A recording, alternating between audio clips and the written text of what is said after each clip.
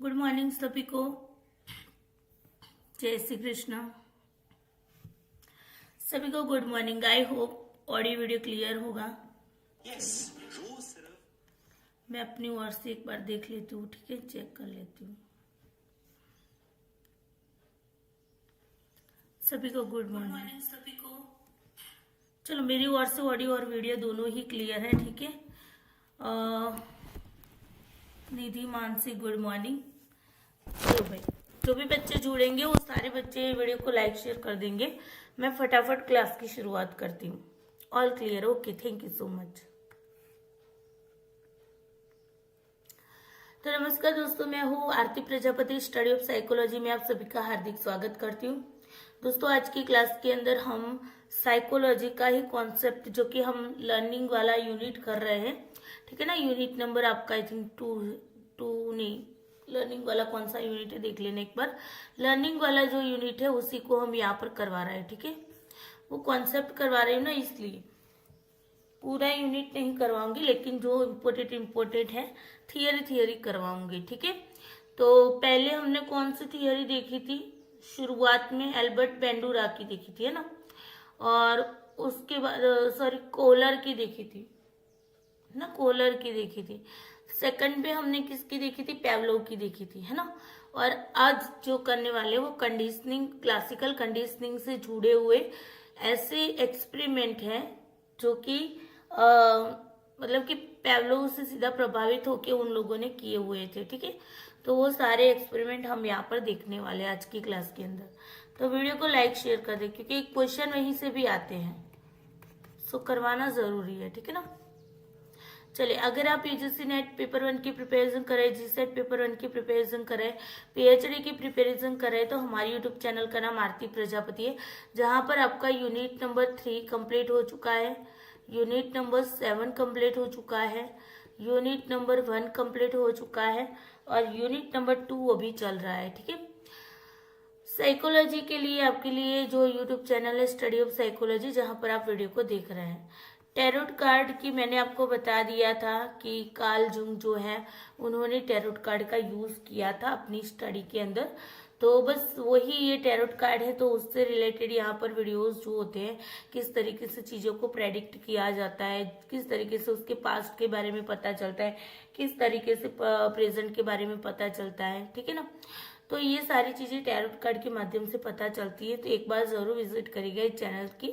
अगर चैनल अच्छी लगे तो सब्सक्राइब करना, ठीक है। साइकोलॉजी बेस पे ही है, और अभी मैं इस पर रिसर्च भी खुद से कर रही हूँ, ठीक है।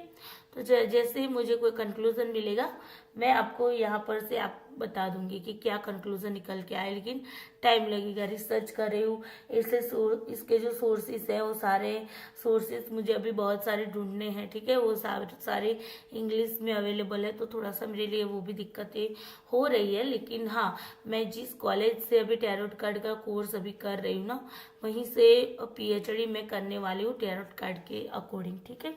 चलिए, सेल्फ लव जर्नी के अंदर में जो भी हम जिस तरीके से नेगेटिव होते जाते हैं, हमारे अंदर एंजाइटी, स्ट्रेस वगैरह होती है, तो उसको कैसे हैंडल करना है, कैसे अपने आप को पॉजिटिव बनाना है। हमारे अंदर जो इमोशंस होते हैं, आपको भी पता है, साइकोलॉजी के स्टूडेंट है तो आपको पता है कि इमोशंस नेगेटिव भी होते हैं, पॉजिटिव भी होते हैं ना। तो नेगेटिव इमोशंस को कैसे पॉजिटिविटी में कन्वर्ट करना है, वो सारी चीज़ें के रिलेटेड वर्कशॉप आपको यहाँ पर मिलेगी। दोनों चैनल जो है उसकी विजिट एक बार जरूर करना, आप अगर साइकोलॉजी के स्टूडेंट है तो, ठीक है।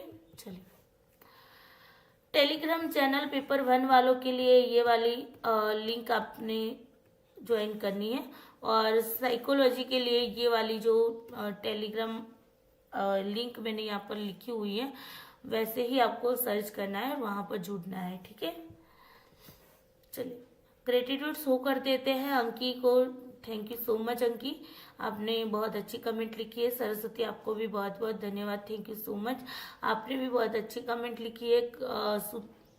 ये कौशिक सुधार कौन है? टीना है आई थिंक, मुझे लगता है। ये नाम जरा बता देना। ये कौशिक सुधार आई थिंक टीना हो ना आप? प्लीज आपका नाम बता दो, आपकी कमेंट दिखाई दे रही है। हरे कृष्णा। किरण थैंक यू सो मच, आपने भी बहुत अच्छी कमेंट लिखी है। निधि, आपको थैंक यू सो मच, आपने भी बहुत अच्छी कमेंट लिखी है। मानसी, आपको भी बहुत सारा ग्रेटिट्यूड, सारे लोगों का बहुत सारा ग्रेटिट्यूड। और आपकी लाइफ में बस ऐसे ही पॉजिटिविटी बनी रहे और आप लोग अपनी मुकाम तक पहुंचो, यही भगवान से प्रे है। ओके, टीना ही है। चलो, thank you Tina, thank you so much. चलो फिर रेडी लिख दीजिए फटाफट से, ठीक है, रेडी लिख दीजिए। देखो, टॉपिक जो है ना बहुत छोटू सा है, लेकिन उसको अंडरस्टैंड करने के लिए आपको प्रिपेयर रहना पड़ेगा, ठीक है। क्योंकि साइकोलॉजी की क्लास क्यों मैंने मॉर्निंग में रखी, बिकॉज साइकोलॉजी में जो टर्म्स होती है वो बहुत ज़्यादा हमें हार्ड लगती है ना, और समझने में कोई समझाता है तब तो हमें समझ आता है, लेकिन बाद में जब तक आप खुद से नहीं समझते हो ना, तब तक कुछ भी याद भी नहीं रहेगा। साइकोलॉजी का मेरा खुद का एक्सपीरियंस है, ठीक है ना। तो आपको यहाँ पर जो भी मैं समझा रही हूँ ना क्लास के दरमियान, उसके बाद एक बार जरूर से अपने आप से रिविजन करने की कोशिश जरूर करना, ठीक है ना।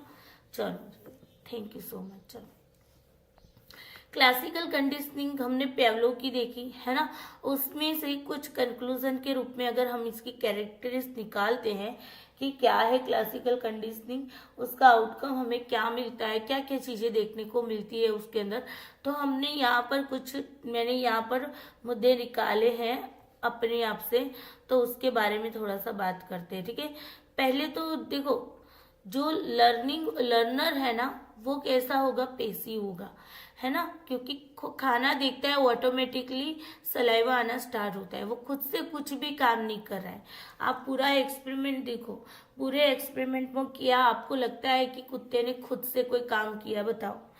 कुत्ते ने खुद से लार गिराई हो या इधर उधर भटका हो, जिस तरीके से ऑपरेंट क्लासिकल कंडीशनिंग में होगा, ठीक है ना। ऑपरेंट कंडीशनिंग में होगा, क्लासिकल नहीं, ऑपरेंट कंडीशनिंग में होगा। आप देखना, वहां पर चूहा इधर उधर भागता है ना। थॉर्नडाइक में भी पिल्ली इधर उधर भागती है, लेकिन यहाँ पर कुत्ता एक ही जगह पे स्थिर खड़ा रहता है ना। और सलाइवा वो खुद से भी तो नहीं निकाल रहा है ना, वो ऑटोमेटिकली निकल रही है। तो यहाँ पर जो लर्निंग हो रहा है वो कैसा लर्निंग हो रहा है, पेसिव लर्निंग हो रहा है, ठीक है।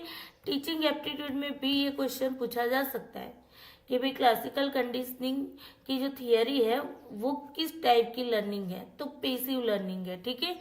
इनवॉल्यूटरी रिस्पॉन्स होता है, इनवॉल्यूटरी का मतलब क्या होगा, अनैच्छिक, ठीक है ना, खुद से नहीं किया जा रहा है, ठीक है। फिर एसेस थियरी कहा जाता है स्टिमुलस स्टिमुलस, क्योंकि एक स्टिमुलस आपका खाना है ना, फूड है, और दूसरा जो स्टिमुलस है वो आपका क्या है, खाने के साथ घंटी यानी कि बेल है ना। ये दोनों स्टिमुलस है कुत्ते के सामने, दोनों के सामने वो पहले फूड के सामने तो हर बार रिस्पॉन्स करता है, बेल के सामने रिस्पॉन्स करना सीखता है, जिसको हमने कंडीशनिंग कहा, ठीक है। रिस्पोंडेंट कंडीशनिंग कहते हैं, स्किनर बोलते हैं कि ये जो पेवलो का जो प्रयोग है ना, पेवलो की जो थियरी है उसको रिस्पोंडेंट कंडीशनिंग कहा जाता है, ठीक है, वो स्किनर के अकॉर्डिंग। मैग्नीट्यूड रिस्पॉन्स है, मैग्नीट्यूड का मतलब क्या होगा कि वहां पर देखो रिस्पॉन्स जो है वो किस वे में मिल रहा है ना, कि सलाइवा जो है उसकी क्वांटिटी को देखा जा रहा है कि कितनी क्वांटिटी में, कितनी मात्रा में सलाइवा जो है वो गिराई जा रही है। उसी से पता चलता है कि स्टिमुलस कितना उत्तेजित है, कितना प्रेरक है ना। तो मैग्नीट्यूड रिस्पॉन्स इसीलिए इसको कहा जाता है। रिफ्लेक्सेस हमें देखने को मिलता है, ऑटोमेटिकली प्रक्रिया होती है ना, सीएस और यूसीएस दोनों में, ठीक है ना, दोनों में रिफ्लेक्सेस हमें देखने को मिलता है। और ये स्टिमुलस इलिसिट रिस्पॉन्स भी है, जो कि इनवॉलेंटरी रिस्पॉन्स है ना, इसीलिए। इस इज क्लियर। चलो, अब क्लासिकल कंडीशनिंग के रिलेटेड ये जो मेन थियरी थी वो पेवलोव ने दी थी, उसके बाद छोटे छोटे एक्सपेरिमेंट हुए हैं। तो उनमें से एक एक्सपेरिमेंट जॉन बी वाटसन ने किया हुआ था, जो कि व्यवहारवाद के क्या थे, जनक थे, बिहेवियरिज्म में, ठीक है, बिहेवियरिज्म के जनक थे, फाउंडर थे, जिन्होंने बिहेवियर पर फोकस किया था, ठीक है ना, जिन्होंने बिहेवियर पर फोकस किया था, बिहेवियरिज्म व्यवहारवाद। तो इन्होंने ना क्या किया, पेवलोव ने जिस तरीके से एक्सपेरिमेंट किया था उसी तरीके से इन्होंने भी एक्सपेरिमेंट किया, 1920 में किया और एक बच्चे पे किया। ठीक है, पेवलोव ने एनिमल पे किया था, जॉन बी वाटसन उसी प्रयोग को कहाँ पर अप्लाई करते हैं, बच्चे पे। ठीक है, इंसान पे, मूल रूप से एनिमल से ह्यूमन पे अब वो अप्लाई कर रहे हैं। एनिमल पे पेवलोव ने किया, ह्यूमन पे जॉन बी वाटसन कर रहे हैं। अभी यहाँ पर क्या है पता है कि ये जो बच्चा है ना, वो एक तो छोटा सा बच्चा लिया गया, दूसरी बात ये थी कि ये बच्चा छोटा सा लिया गया है और ये बच्चा नॉर्मल बच्चा नहीं था। ठीक है ना, बीमारी थी इस बच्चे को बहुत ज्यादा। ऐसे बच्चे को उन्होंने एक्सपेरिमेंट के लिए लिया था। ठीक है, अब यहाँ पर क्या हो रहा है कि जब कंडीशनिंग नहीं हुई थी, कंडीशनिंग की प्रोसेस नहीं की गई थी, उससे पहले बच्चे के सामने इस तरीके से चूहा, सफेद कलर का, याद रखना, ठीक है, व्हाइट चूहा है, व्हाइट रेट है, व्हाइट रेट को लाया गया। ठीक है, तो बच्चा तो मतलब जैसे कुत्ते को, अब देखो ना, छोटा बच्चा होता है तो कुत्ता अगर सामने आता है तो उसके साथ भी खेलने लगता है।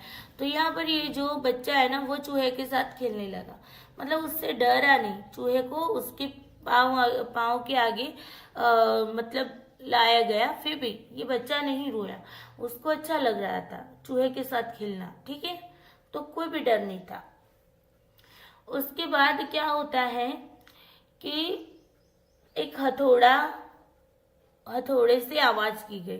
ठीक है ना, हथौड़े से क्या की गई, आवाज की गई, क्लैंग। अब ये जब क्लैंग आवाज की गई ना, तो यहाँ पर बच्चा जो है ना वो रोने लग गया।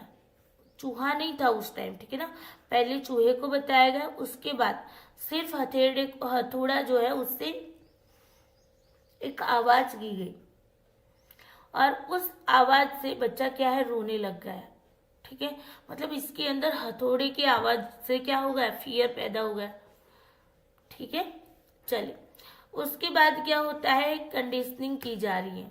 अब प्रोसेस कंडीशनिंग की स्टार्ट होती है, तब यहाँ पर वाटसन क्या करते हैं कि ये जो व्हाइट चूहा है ना, पहले उसको दिखाते हैं और फिर क्लैंग करके आवाज करवाते हैं। ठीक है, अब यहाँ पर बच्चा क्या करेगा, रोएगा। चूहे को पहले देखता है तो वो मतलब उसे डर नहीं लगता, लेकिन जैसे ही ये आवाज की जाती है बच्चा रोने लगता है। अब यहाँ से बच्चे ने बार बार ये रिपीट किया गया, पहले चूहे को बताया गया, फिर क्लैंग आवाज की गई, बच्चा रोने लगा, चूहे को बताया, फिर क्लैंग करके आवाज की गई, बच्चा रोने लगा। अब बच्चे ने यहाँ से क्या कंक्लूजन निकाला,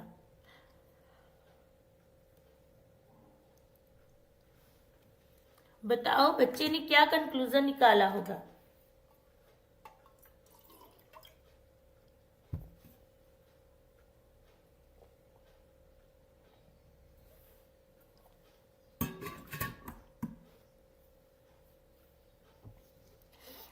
बताओ बताओ, वीडियो को लाइक शेयर करो यार, इतने बच्चे हैं और लाइक कम है। चलिए, यहाँ पर बच्चे ने कंक्लूजन ये निकाला कि जब जब व्हाइट चूहा उसके सामने आता है, उसके बाद ये क्लैंग वाली आवाज आएगी, जिससे वो डर गया था बच्चा। ठीक है ना, तो अब जब भी अब कंडीशनिंग हो चुकी है यहाँ पर, ठीक है ना, अब क्या किया गया, कंडीशनिंग हो जाने के बाद चेक किया गया, उसको अकेले चूहे को, हाँ, नो फियर, बिल्कुल, अकेले चूहे को देखकर भी ये जो एल्बर्ट है ना वो रोने लग गया। क्यों रोने लगा, उसे पता था कि अब चूहा आया है ना तो अब वो नॉइज भी आएगी, है ना, तो इसी वजह से ओनली चूहे को देखकर वो रोने लगा। मतलब पहले बिफोर कंडीशनिंग चूहे को देखकर जो बच्चा हंसता था, आफ्टर कंडीशनिंग वही बच्चा उसी चूहे को देखकर रोने लग गया है। ठीक है, तो ये हुई कंडीशनिंग। अब आती आगे, लिटिल एल्बर्ट एक्सपेरिमेंट एक मनोवैज्ञानिक प्रयोग था जिसमें मनुष्य में शास्त्रीय कंडीशन का प्रदर्शन किया गया, जो कि मैंने बताया 1920 में जॉन बी वाटसन ने ये जो एक्सपेरिमेंट था वो किया था, और उनके स्नातक छात्र जो थे रोजली रेनर, उनके द्वारा आयोजित किया गया था। दोनों ने मिलकर किया था। वाटसन और रेनर ने अल्बर्ट नाम के एक शिशु को सफेद चूहे के सामने रखा जिसमें उसे शुरू में कोई डर नहीं दिखा, ठीक है। और फिर उन्होंने स्टील की छड़ी पर हथौड़े से प्रहार करके चूहे को तेज आवाज के साथ जोड़ा, यानी कंडीशनिंग की गई। और फिर ये प्रोसेस जो है बार बार दोहराने के बाद अल्बर्ट बिना आवाज के भी चूहे को देखते ही रोने लगा था। सिग्निफिकेंस ऑफ द एक्सपेरिमेंट, ठीक है। तो क्या इस एक्सपेरिमेंट का सिग्निफिकेंस है? तो प्रयोग ने दिखाया कि भय जैसी जो भावनात्मक प्रतिक्रियाएं होती है, ओके, उसको संगति के माध्यम से अनुकूलित किया जा सकता है, ठीक है। कंडीशनिंग के माध्यम से उसको क्या किया जा सकता है? एसोसिएट किया जा सकता है। इमोशनल रिस्पॉन्स अगर आपको चाहिए तो इस तरीके से आप फियर फैक्टर पैदा करके आप कंडीशन को एसोसिएशन कर सकते हो, ठीक ना, अनुकूलित कर सकते हो। चलिए, इसने उत्तेजना के सामान्यकरण को भी प्रदर्शित किया है, ठीक है। स्टिमुलस का जनरलाइजेशन होना, ये भी उन्होंने परफॉर्म डेमोन्स्ट्रेट किया है, जहां अनुकूलित उत्तेजना की समान चीजें समान प्रतिक्रियाएं उत्पन्न करती है, ठीक है ना। तो जहां पर जो कंडीशन स्टिमुलस है उसके ही समान जो प्रतिक्रिया यानी कि सिमिलर रिस्पॉन्स उत्पन्न करती है, ठीक है।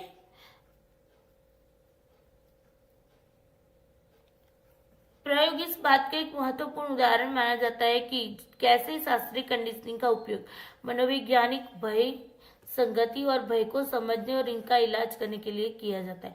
अगर आपको किसी के अंदर का फियर फैक्टर पता करना है, कोई इंसान है बहुत ज्यादा डर रहा है, किस बात से डर रहा है, क्यों डर रहा है, इन सारे सवालों के जवाब चाहिए, तो आप इस तरह का एक्सपेरिमेंट करके समझ सकते हो, ठीक है, और इसका इलाज कर सकते हो।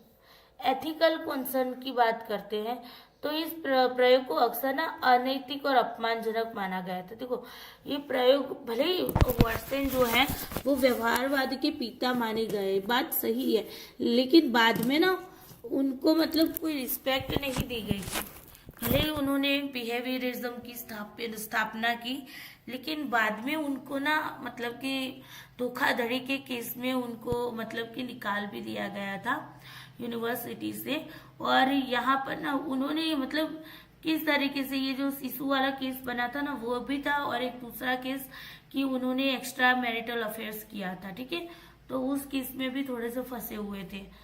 तो यहाँ पर देखो कि ये जो वाटसन है उन्होंने ये जो एक्सपेरिमेंट किया ना उसको अनैतिक और अपमानजनक माना गया था, क्योंकि इसमें ना बच्चे को क्या किया जा रहा है? डराया जा रहा है ना, उसको दर्दनाक प्रतिक्रियाएं पैदा की जा रही। इससे हो सकता है कि बच्चे की जान भी चली जाए, है ना, क्योंकि बच्चा है ना छोटा सा, तो बहुत ज्यादा डर जाएगा। तो काफी बार होता है ना कि बच्चे डर जाते तो वो उनकी मौत भी होने की संभावना थी, ठीक है। तो ये अनैतिक और अपमानजनक चीजें थी। ये आलोचनाएं बच्चे के स्वास्थ्य से संबंधित उत्पन्न होती है। जो अध्ययन में दावा किए गए अनुसार स्वस्थ सामान्य शिशु नहीं था, ठीक है। उन्होंने बताया था अध्ययन में कि भाई दावा किया गया था कि ये बच्चा स्वस्थ है, सामान्य है, लेकिन बाद में पता चलता है कि बच्चा सामान्य स्वस्थ नहीं था, उसकी माँ ने खुद कहा था, ठीक है, बल्कि ये बहुत बीमार था और जन्म से ही उसमें जलसिस के लक्षण दिखाई दे रहे थे, ठीक है। एक तरह की बीमारी है जलसिस की, हाइड्रोसेफेलस बोला जाता है। तो उसके सिम्टम भी यहाँ पर दिए थे इस बच्चे के अंदर, जो जन्म से ही होते हैं। रिश्तेदारों के अनुसार बाद में जीवन में उसने कभी चलना या बात करना ही नहीं सीखा।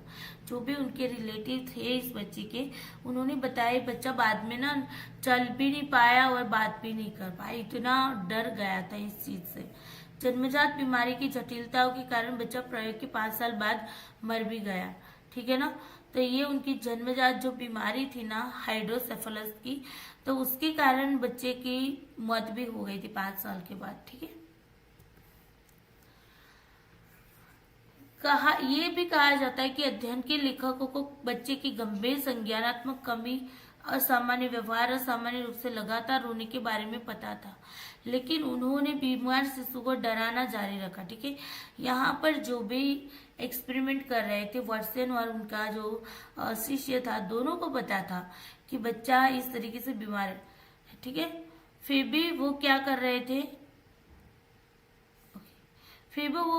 थे, बच्ची को डराना जारी ही रख रहे थे। ठीक है, अपने निष्कर्षों को स्वस्थ शिशुओं पर लागू किया इन्होंने। ये जो बीमार बच्चे पे जो उन्होंने एक्सपेरिमेंट किया, उसका जो कंक्लूजन है ना, वो उन्होंने स्वस्थ बच्चों पे लागू कर दिया। एक ऐसा कार्य जिसकी अकादमिक धोखाधड़ी के रूप में आलोचना की गई और इन आरोपों को उन्हीं पत्रिकाओं में सफलतापूर्वक चुनौती दी गई जिन्होंने प्रारंभिक दावों को प्रकाशित किया था। ठीक है, तो इस तरीके से इनका जो फ्यूचर रहा है वो बहुत अच्छा नहीं रहा था वाटसन का। ठीक है, खुद ने ही गलती कर दी। चलिए, अब तो ये तो हो गई जॉन बी वाटसन ने जो एक्सपेरिमेंट किया था उसकी बात। अब दूसरा एक्सपेरिमेंट है रेस्कुर्ला वेगनर थियरी जिनको बोलते हैं, और ये भी क्लासिकल कंडीशनिंग की ही थ्योरी है, तो उसको समझते हैं। इसको ना कंटीजेंसी थियरी वो बोलते हैं, कंटीजेंसी थियरी भी बोलते हैं इसको, कंटीजेंसी देखी जाती है। ठीक है, चलिए क्या है सारी चीजें समझते हैं। रेस्कुर्ला वेगनर थियरी जो है वो क्लासिकल कंडीशनिंग का ही एक सिद्धांत है। पेवलोव ने शास्त्रीय कंडीशनिंग के साथ सिद्धांत में सन्निहितता को एक महत्वपूर्ण माना था। क्वांटिगिटी को उसने माना था कि भाई कंडीशनिंग को यहाँ पर क्वांटिगिटी को यहाँ पर उन्होंने इम्पोर्टेंट माना था। क्यों क्वांटिगिटी, यानी कि क्वांटिगिटी का मतलब क्या था कि भाई जितना मतलब नियरेस्ट रहेगा है ना CS और UCS, तो उससे बहुत ज़्यादा रिस्पॉन्स जो होगा ना वो बहुत ही फास्टली मिलेगा, है ना। यहाँ पर देखो कि ये मानते थे कि यदि इसी UCS को CS की प्रस्तुति के तुरंत बाद, मतलब CS दिया गया उसके तुरंत बाद UCS को दिया जाए, हमने पीरियड टाइम भी बताया था ना 0.2 या 0.5, अगर ये सेकंड में है। ठीक है, अगर मिली सेकंड में निकाला है तो 200 मिली सेकंड और 500 मिली सेकंड। ठीक है ना, ये पीरियड टाइम।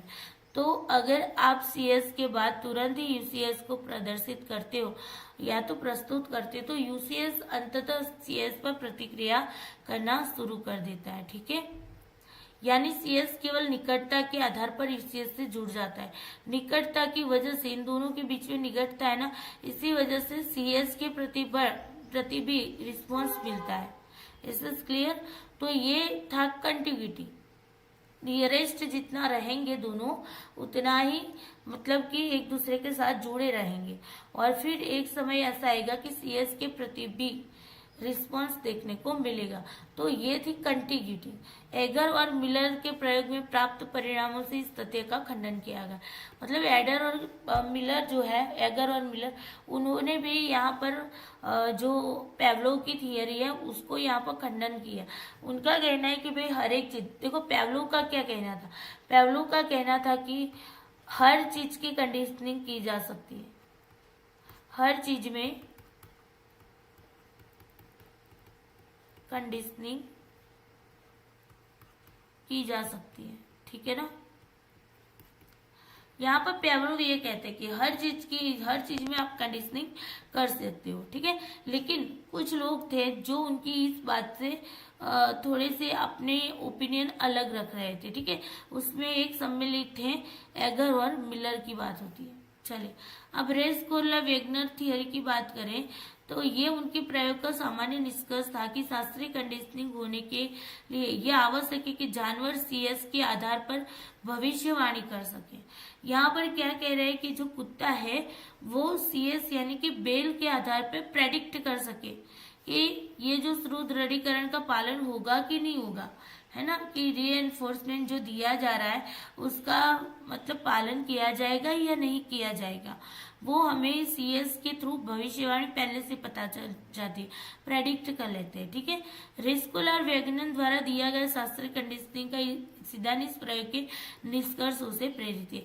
ये जो बात बताई गई थी ना, ये बात एगर और मिलर के अकॉर्डिंग बताई गई थी। ठीक है, एगर और मिलर कहते हैं कि भाई क्लासिकल कंडीशनिंग होने के लिए आवश्यक है कि सीएस जो है उसके आधार पे क्या कर सके, प्रेडिक्शन कर सके। कौन? जानवर कर सके। सीएस को देखकर वो प्रेडिक्शन कर सके कि भाई हाँ ऐसा कुछ होगा। ठीक है, मतलब कि रिस्पॉन्स आएगा कि नहीं आएगा, ये जानवर खुद तय कर पाए। ठीक है ना, तो उन्होंने ये बोला। अब इनके ही इस विचार को रेस्कोला और वेगनर जो है उनके द्वारा यहाँ पर प्रयोग के रूप में किया गया, एक्सपेरिमेंट किया गया। तो रेस्कोला और वेगनर ने अपनी क्लासिकल कंडीशनिंग थियरी में स्पष्ट रूप से कहा है कि एक उत्तेजना को प्रभावी सीएस के रूप में कार्य करने के लिए सूचनात्मक होना चाहिए। अगर कोई स्टिम्युलस है, ठीक है, चाहे कोई भी स्टिम्युलस है, स्टिम्युलस मतलब उद्दीपक, जिनको देखकर क्या होती है, प्रतिक्रिया होती है। तो जिनको देखकर प्रतिक्रिया होती है, जिनको देखकर रिस्पांस मिलता है, वही स्टिम्युलस है। तो स्टिम्युलस को प्रभावी सीएस होना चाहिए, मतलब इफेक्टिव क्या होना चाहिए, सीएस होना चाहिए। ठीक है ना, इफेक्टिव कंडीशनिंग स्टिम्युलस होना चाहिए, ताकि क्या हो सके कि वो सूचना, मतलब कि एक सूचनात्मक होना चाहिए प्रभावी सीएस के रूप में। आप इनको प्रभावी कब कहोगे, जस्ट वेट। ओके, ठीक है, रुकिए।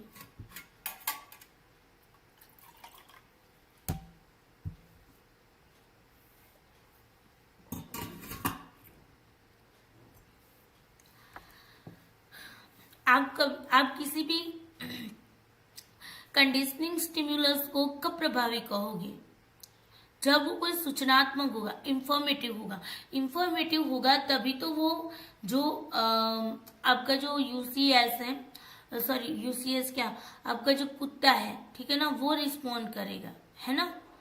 तो यहाँ पर यही क्या कहा जा रहा है कि भाई एक स्टिम्युलस को सीएस के रूप में अगर आप प्रस्तुत करते हो तो वो कैसा होना चाहिए, इंफॉर्मेटिव होना चाहिए, ताकि उनकी इंफॉर्मेशन से जो सामने जो प्रयोग जिन पे किया जा रहा है वो क्या करे, रिस्पॉन्ड करे। ठीक है, यानी उत्तेजना ऐसी होनी चाहिए जो यूसीएस की प्रस्तुति के बारे में विश्वसनीय और गैर अनावश्यक जानकारी प्रदान करे। यानी कि यहाँ पर क्या कहा जा रहा है, इंफॉर्मेटिव में भी क्या कहा जा रहा है कि इस तरीके से इंफॉर्मेटिव मिलनी चाहिए कि ताकि कुत्ते को पता चले कि हाँ भाई ये सीएस की एंट्री हुई है ना, तो यूसीएस भी आएगा ही आएगा। ये ट्रस्ट उसके अंदर बिल्ड करना है जब आप कंडीशनिंग करते हो तब। इसलिए रेस्कुला और वेगनर के जो सिद्धांत है उसमें सीएस और यूसीएस की समीपता नहीं। अभी ये थोड़ा सा अलग हो जा रहा है, किससे, पेवलोव से। देखो समझो, पेवलोव ने क्या कहा था, पेवलोव ने कंटिग्यूटी का बात किया, है ना। पेवलोव ने कंटिग्यूटी का बात किया, मतलब कि भाई कंटिग्यूटी होनी चाहिए, कंटिग्यूटी, हाँ ये सही, कंटिग्यूटी होनी चाहिए। यानी कि सीएस और यूसीएस जब हम देते हैं तो उनके बीच में नियरेस्ट होनी चाहिए। ठीक है, दोनों एक दूसरे के नियरेस्ट होने चाहिए। जबकि रेस्कुला और वेगनर की अगर मैं बात करूं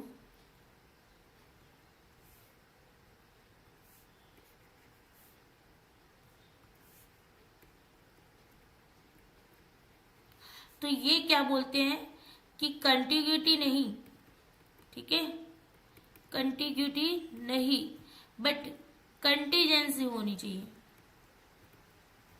ठीक है, कंटिग्यूटी नहीं बट कंटीजेंसी होनी चाहिए। यानी कि कंटीजेंसी मतलब दोनों के बीच में कोई संबंध होना चाहिए, सीएस और यूसीएस, इनके बीच में कोई संबंध होना चाहिए। ठीक है, अगर कोई संबंध होगा तभी कहते हैं ना रिलेशनशिप होनी चाहिए। रिलेशनशिप कब होगा कि सीएस जो है वो प्रभावी रूप से इंफॉर्मेशन दे रहा है, कंफर्म कर रहा है कि हाँ भाई मैं आया हूँ, तो यूसीएस भी आएगा ही आएगा। ऐसा ट्रस्ट बिल्ड करना चाहिए सामने वाले के अंदर, ठीक है। तो उसको बोलते हैं कंटीजेंसी। Is this clear? तो ये डिफरेंस है, ठीक है ना, ये डिफरेंस है इन दोनों की थियरी के अंदर। अब देखो, क्लासिकल कंडीशनिंग केवल तभी होती है जब यूएस जीव के लिए आश्चर्यजनक है ना, जब यूएस है, यानी कि यूसीएस की ही बात हो रही है, ठीक है। यूसीएस जो है वो किसी भी जीव के लिए कैसे होना चाहिए, सरप्राइजिंग होना चाहिए, ठीक है। ये क्लासिकल कंडीशनिंग तभी होती है यदि यूसीएस का पूर्वानुमान पहले से ही सीएम द्वारा लगाया गया है।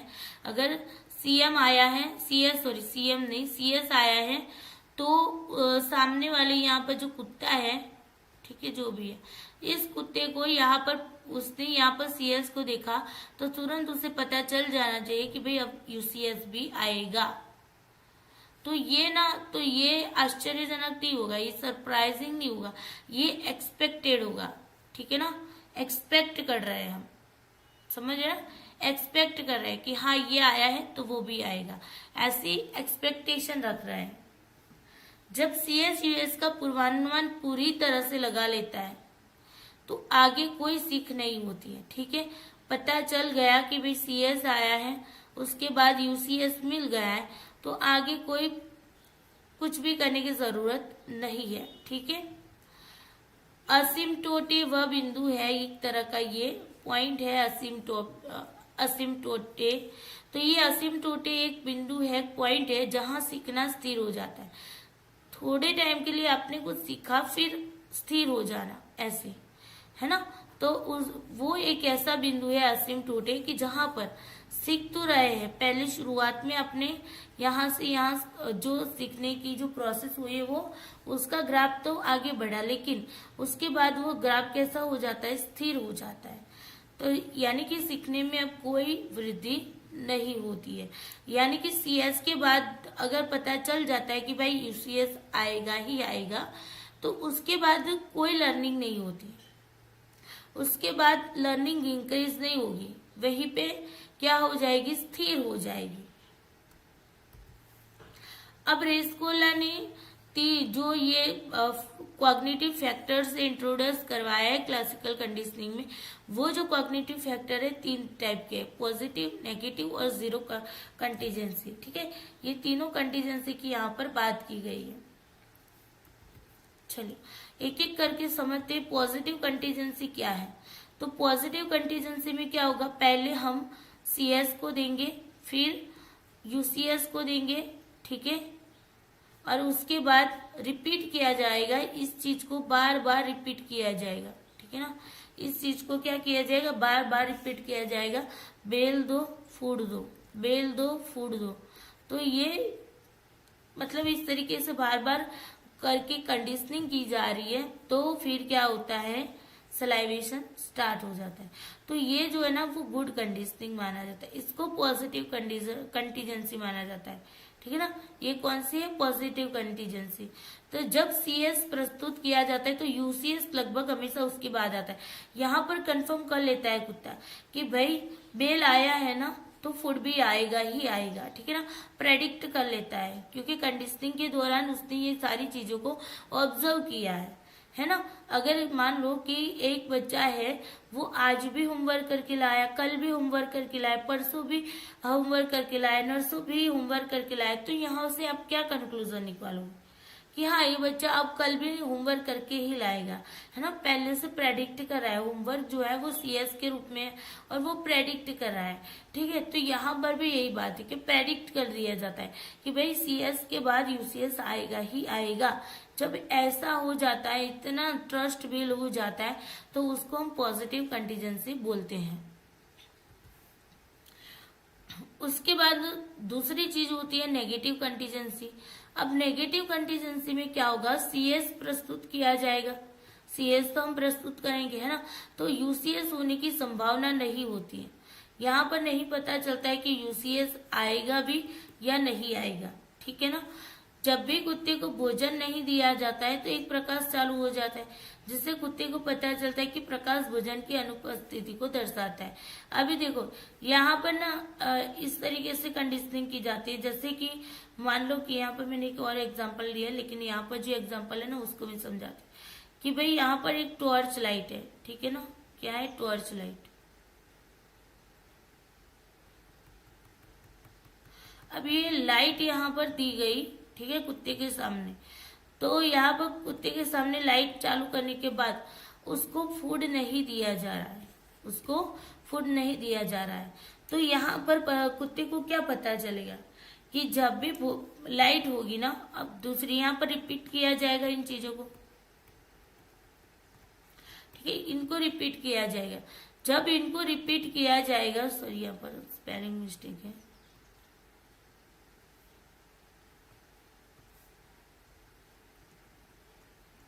ठीक है, इनको रिपीट किया जाएगा। फिर बाद में क्या होगा, अब ओनली लाइट जलेगी, ठीक है ना, ये लाइट जल गई। तो अब ना कुत्ते को क्या पता चला, कुत्ते को पता चला कि भाई भोजन अब यहाँ पर उपस्थित नहीं होगा, फूड नहीं आएगा, बिकॉज कौन आया, लाइट आई। तो ये हो गई आपकी नेगेटिव कंटीजेंसी, ठीक है। इनहिबिटरी लर्निंग भी इसको बोला जाता है। इनहिबिटरी का मतलब भी मैंने आपको आगे बताया था, ठीक है। तो इनहिबिटरी लर्निंग भी है, मतलब रिस्पॉन्स नहीं मिलता है। इनहिबिटरी लर्निंग में क्या होता है, रिस्पॉन्स नहीं मिलता है। तो यहाँ पर देखो, आपने पहले फूड बताया, फिर बेल बजाया, बेल बजाने के बाद आप कुछ नहीं दे रहे, ठीक है, बेल बजाने के बाद आप कुछ भी नहीं दे रहे हो, ये बार बार रिपीट होता है। तो ये जो कुत्ता है ना, वो बेल से कोई भी सलाइवेशन नहीं निकालेगा, ठीक है ना, मतलब वो अब उनको भी पता है, उसको भी पता चल गया है कि बेल के बाद अब कुछ नहीं खाने को मिलेगा, है ना, तो वो रिस्पॉन्ड नहीं करेगा। तीसरा है यहाँ पर जीरो कंटीजेंसी।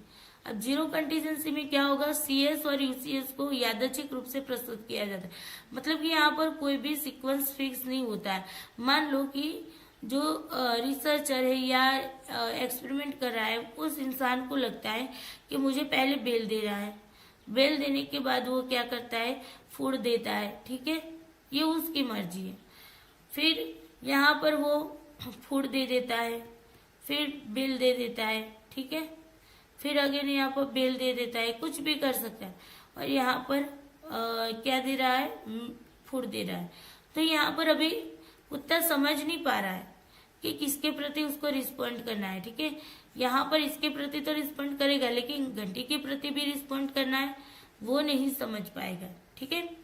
जैसे कि कभी कभी भोजन दिए जाने के पहले घंटी बज सकती है, लेकिन कभी कभी भोजन दिए के बाद भी घंटी बज सकती है, जिससे कुत्ते को घंटी और भोजन के बीच भरोसेमंद संबंध स्थापित करने में बाधा होती है। यहाँ पर कुत्ता जो है वो एक भरोसेमंद ट्रस्टेबल जो रिलेशनशिप है ना, उसको स्थापित नहीं कर रहा है, उसको स्थापित नहीं कर पा रहा है, ठीक है, क्योंकि वो खुद ही कंफ्यूज है, उसको भी नहीं पता कि पहले क्या आएगा, सीएस आएगा या यूसीएस आएगा।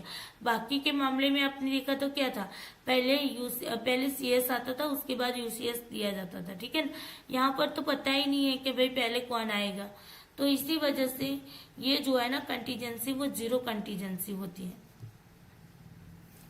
इसमें कंडीशनिंग नहीं होती है, रैंडम पैटर्न होती है, ठीक है, मन मर्जी से हम जो भी चाहे उस तरीके से पैटर्न यहाँ पर लगा लेते हैं।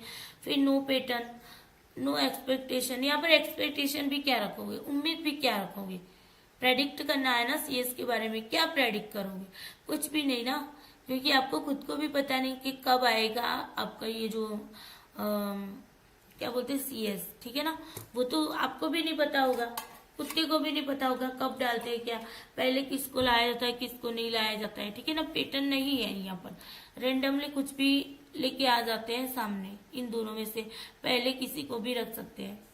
नो लर्निंग, कंडीशनिंग नहीं होगी तो लर्निंग भी नहीं होगी यहाँ पर, ठीक है ना।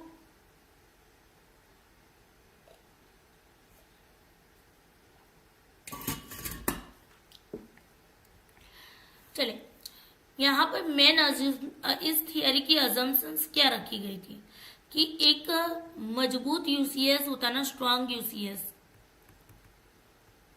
एक स्ट्रांग यूसीएस होता है वो कमजोर यूसीएस की तुलना में अधिक उत्तेजना पैदा करता है। अगर आपका यूसीएस कमजोर होगा ना तो वो स्ट्रांग यूसीएस जो है ना उससे कम मतलब उत्तेजना पैदा कर पाएगा। कौन कम कर पाएगा? जो वीक यूसीएस है वो, और स्ट्रांग यूसीएस ज्यादा उत्तेजना पैदा कर पाता है। ठीक है। दूसरी चीज है, किसी दिए गए परीक्षण में सीएस के लिए उत्तेजना की मात्रा उस सीएस के लिए पहले से स्थापित उत्तेजना की मात्रा द्वारा से सीमित होती।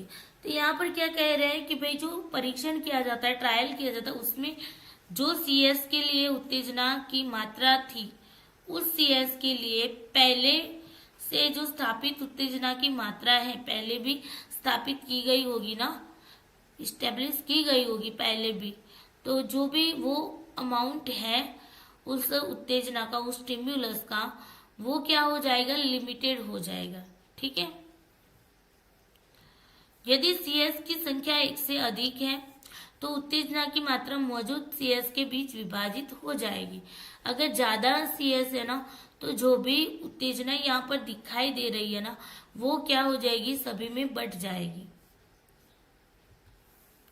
जब एक सीएस मजबूत और गैर अनावश्यक होता है, ठीक है, नॉन रिडंडेंट होता है और स्ट्रांग होता है, तो ये कमजोर और अस्पष्ट सीएस की तुलना में अधिक उत्तेजना पैदा करता है। ये वही वाली बात हुई कि स्ट्रांग सीएस जो है ना वो वीक सीएस को क्या करता है? वीक सीएस से ज्यादा उत्तेजना पैदा करता है।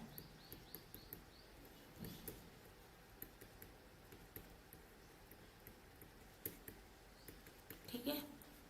चलो अब कुछ कॉन्सेप्ट समझ लेते हैं, इसी एक्सपेरिमेंट के दौरान देखने को मिले हैं। एक है ओवरशैडो। ओवरशैडो में क्या होता है कि एक ही समय में हम दो उत्तेजनाएं यानी कि दो स्टिमुलस दे देते हैं। ठीक है, ए स्टिमुलस और बी स्टिमुलस, जस्ट एग्जाम्पल, दोनों को एक साथ दे जाते हैं। लेकिन जो मजबूत उत्तेजना होगी ना, जो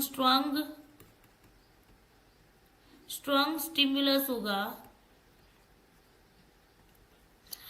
उसको ही परिणाम से जोड़ना सीखता है। ठीक है ना। जो कुत्ता है ना, एनिमल है, ह्यूमन है, वो क्या करते हैं कि जो स्टिमुलस आपका स्ट्रांगली होगा, मतलब स्ट्रांग होगा, उसी पे होता है ना कि जो जो चीजें हमें ज्यादा अट्रैक्ट करती है उसी पे हम अट्रैक्ट होते हैं। तो ये वाली बात है कि अगर स्ट्रांग स्टिमुलस होगा आपके सामने, चाहे दो स्टिमुलस है उनमें से भी अगर आपको चूज करना होगा तो आप क्या करोगे? सबसे ज्यादा इफेक्टिव कौन है, यही तो देखते हैं ना। तो यहाँ पर भी यही देखा जा रहा है कि भाई सबसे ज्यादा यहाँ पर स्ट्रांग स्टिमुलस कौन सा है। अब जो स्ट्रांग स्टिमुलस होगा उसी के प्रति क्या किया जाएगा? रिप्लाई किया जाएगा, उसी के प्रति लर्निंग होगी। ठीक है। क्योंकि एक कमजोर उत्तेजना बी को क्या करता है? ढांक देता है। ओवरशैडो इसको ढांक देता है। ठीक है ना। थे तो दोनों ही स्टिमुलस है ना, थे तो दोनों ही स्टिमुलस, लेकिन किस स्टिमुलस की और रिस्पॉन्स किया जा रहा है? ए वाले में जो स्ट्रांग है, बी जो है वो वीक है, तो इस पे इतना फोकस नहीं किया जा रहा है। ठीक है। इसका मतलब हो जाता है कि ए जो है ना वो क्या करता है? बी को ओवरशैडो करता है। ठीक है, मतलब कि उसको ढांक देता है।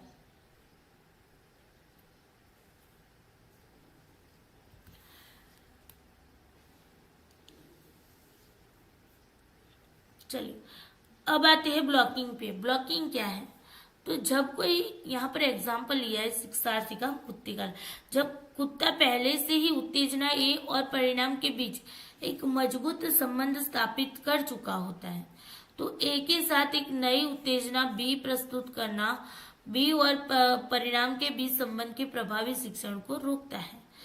अब देखो यहाँ पर क्या हो रहा है कि आपने ए के साथ कंडीशनिंग कर दी है ना, ए के साथ कंडीशनिंग हो गई क्योंकि ए जो था वो बहुत ही स्ट्रांग स्टिमुलस था, इसी वजह से यहाँ पर क्या हो गई? कंडीशनिंग हो गई।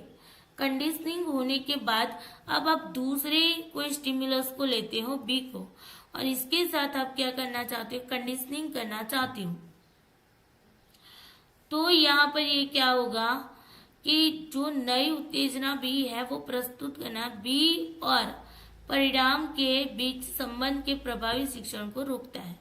अब बी रोकेगा, ठीक है ना, पहले ए रोक रहा था, अब बी रोक रहा है।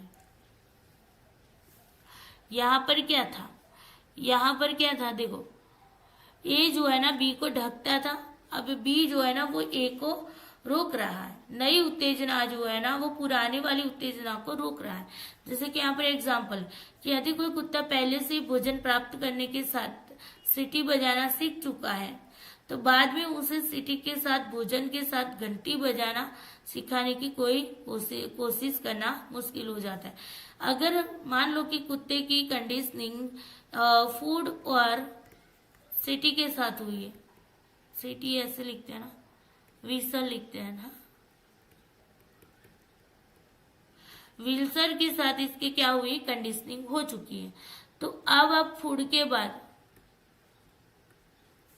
क्या दोगे, विसल की जगह पे बेल दे दोगे, बेल की आवाज करोगे तो यहाँ पर कुत्ता जो है ना वो बेल पे रिस्पॉन्ड नहीं करेगा, ठीक है ना, बेल पे रिस्पॉन्स नहीं करेगा, क्योंकि बी जो है ना वो क्या करता है, प्रभावी लर्निंग को रोक रहा है। बी है ना जो सीएस है वो सीएस रोक रहा है प्रभावी लर्निंग को, ठीक है।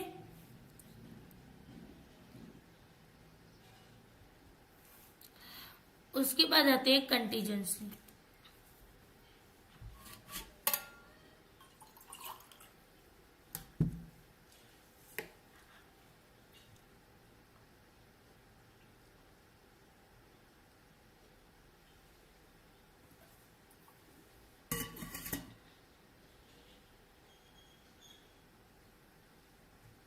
चलिए समझते हैं कंटीजेंसी क्या है।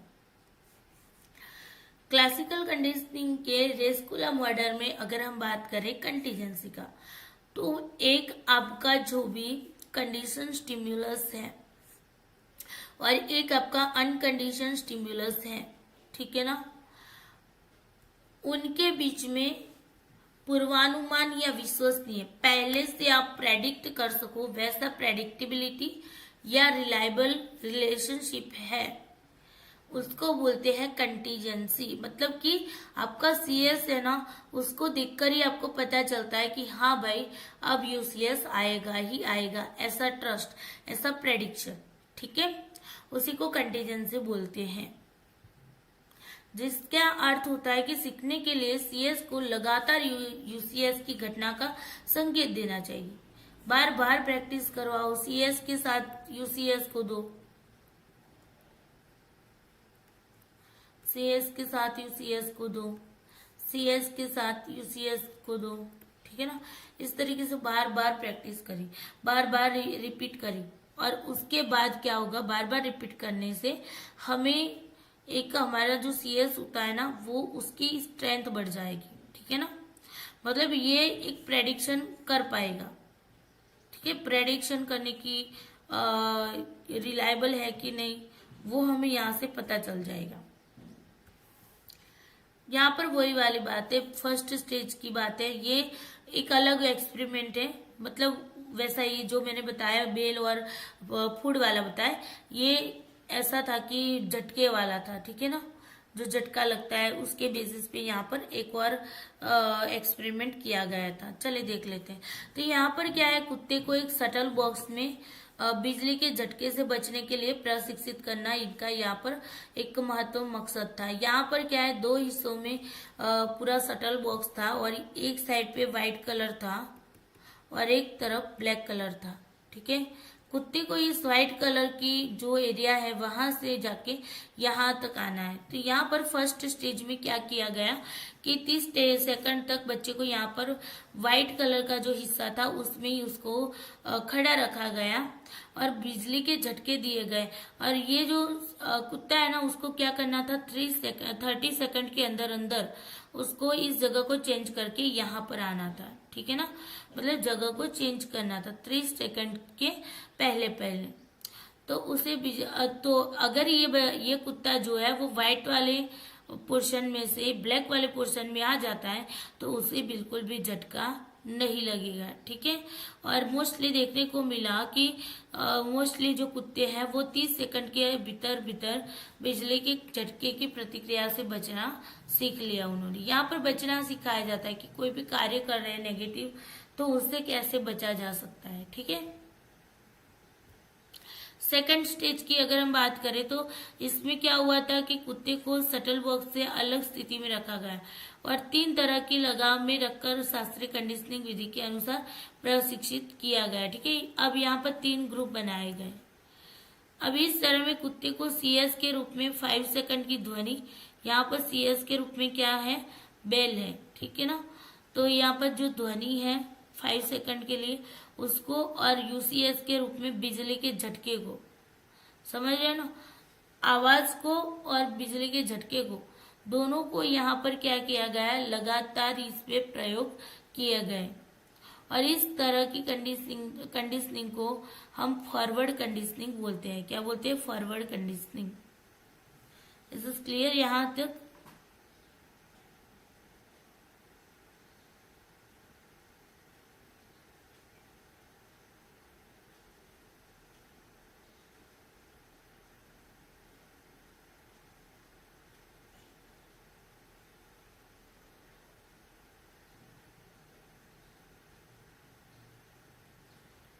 चलो समझ आया, बताओ। कुत्ता बहुत भाग्यशाली, सही बात है ना, बिल्कुल। तो यहाँ पर CS के रूप में घंटी थी, ठीक है ना, और बिजली दी गई, शॉक दिया गया है। ठीक है, तो यहाँ पर पहले क्या दिया जा रहा है, पहले CS दिया जा रहा है, उसके 5 सेकंड के बाद, ठीक है, क्या दिया जाता है, बिजली का झटका दिया जाता है, UCS के रूप में इलेक्ट्रिक शॉक दिया जाता है। ठीक है, इस तरीके से ये किया जा रहा है फॉरवर्ड कंडीशनिंग। आगे देखो तो कुत्ते के दूसरे समूह को UCS और फिर CS दिया गया। अब जो दूसरा, पहले ग्रुप में तो जो पहला ग्रुप था ना, ग्रुप 1 था, उसको तो क्या किया गया, CS के रूप में उसको जो दिया गया, उसके बाद UCS के रूप में उसको शॉक दिया गया, है ना। CS के रूप में क्या दिया गया, बेल दिया गया। जैसे ही बेल बजती है 5 सेकंड के लिए, उसके बाद तुरंत ही शॉक दिया जाता था ग्रुप 1 में। ग्रुप 2 में क्या हो रहा है, ग्रुप 2 के अंदर पहले UCS दिया जा रहा है भाई, और उसके बाद CS दिया जा रहा है। ठीक है, तो इसको हमने क्या बोला, बैकवर्ड कंडीशनिंग। देखो जो CS है ना, अगर UCS से पहले आता है, एक बात याद रखो, अगर बैकवर्ड और फॉरवर्डिंग में नहीं समझ आता है ना, तो फॉरवर्ड कंडीशनिंग में क्या होगा, पहले CS आएगा देन UCS आएगा। ठीक है, और दूसरा क्या है आपका यहाँ पर,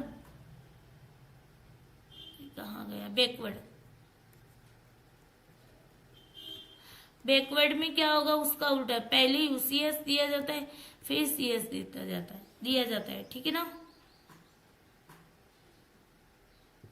तो यहाँ पर क्या हुआ, दूसरे स्टेजेस में क्या होगा, दूसरे स्टेजेस में देखने को मिलेगा कि भाई पहले से ही उसको तो UCS मिल रहा है ना, कुत्ते को UCS तो पहले से मिल रहा है, तो फिर CS आए या ना आए कोई फर्क नहीं पड़ता है, क्योंकि उसको जो चाहिए वो तो पहले से ही मिल रहा है ना। तो उसके बाद वो भला क्यों काम करेगा, है ना, क्यों प्रेडिक्ट करेगा कि भाई मेरे बाद ये आएगा, नहीं कर पाएगा ना। तो यहाँ पर प्रेडिक्शन मूल्य नहीं होता है। ठीक है, उसके बाद आते हैं थर्ड स्टेज पे। थर्ड स्टेज क्या कहता है कि ये जो थर्ड स्टेज था वो आखिरी चरण था, आखिरी स्टेज था, और यहाँ पर क्या है कि जिसमें कुत्तों को वापस शटल बॉक्स में रखा गया। देखो, उन्हीं कुत्तों को वापस शटल बॉक्स में रखा गया और तब तक परिहार प्रशिक्षण दिया गया, यानी कि अवॉइडेंस ट्रेनिंग दी गई, कैसे अवॉइड करना है चीजों को। तो अवॉइडेंस ट्रेनिंग दी गई जब तक कि परिहार प्रतिक्रिया पूरी तरह से स्थिर ना। अवॉइडेंस जो प्रोसेस है ना, जब तक खत्म नहीं हो जाती है, ठीक है, तब तक क्या करना पड़ेगा, तब तक उसको अवॉइडेंस ट्रेनिंग दी जाएगी। इस स्टेज में 1 घंटी भी बजाई गई, जो प्रयोग के दूसरे चरण में CS थी। ठीक है, सेकंड नंबर का जो था उसके अंदर CS के रूप में घंटी थी, तो थर्ड स्टेज में यहाँ पर घंटी भी बजाएगी, CS के रूप में थी तो, और कुछ सेकंड के बाद एक बिजली का झटका दिया गया। ठीक है, परिणामों से पता चला कि CS प्रस्तुत करने से प्रयोग के बहुत चरण की तुलना में कुत्तों के पहले समूह में परिहार प्रतिक्रिया की गति बढ़ जाती थी। वो आपने देखे होंगे ना, कुत्ते बहुत ज्यादा क्या होते हैं, किसी के मतलब बहुत ज्यादा ऐसे होते हैं कि भौंकने ही लग जाते हैं, काटने ही लग जाते हैं, है ना, तो वैसी बात है। यह वृद्धि लगभग क्या थी, 2 गुनी देखने को मिली थी। ये जो आपको यहाँ पर देखने को मिली ना, बिजली का झटका दिया गया और परिणामों से CS से पहले ही आपने क्या कर दिया था, UCS के पहले ही CS दिया गया था। ठीक है ना, तो इससे ये जो अवॉइडेंस ट्रेनिंग थी ना, वो 2 गुनी हो गई।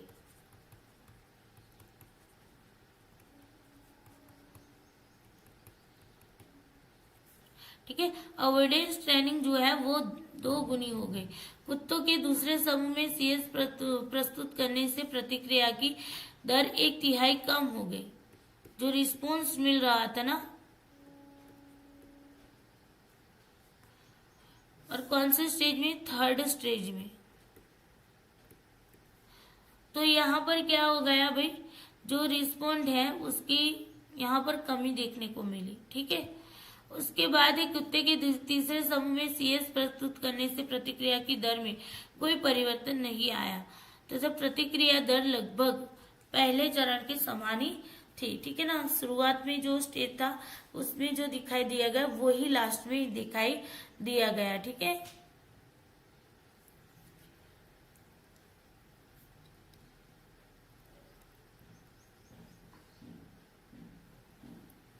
चलिए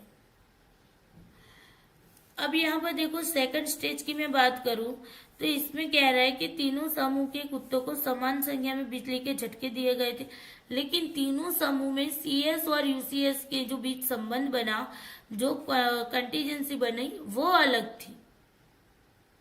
पहले प्रकार के समूह में CS और UCS के बीच संवैधानिक कंडीशनिंग हुई, यानी कि कौन सी कंडीशनिंग हुई, कॉन्स्टिट्यूटिव कंडीशनिंग हुई। इसके उनके लिए CM के माध्यम से UCS की उपस्थिति का सही अनुमान लगाना संभव हो गया।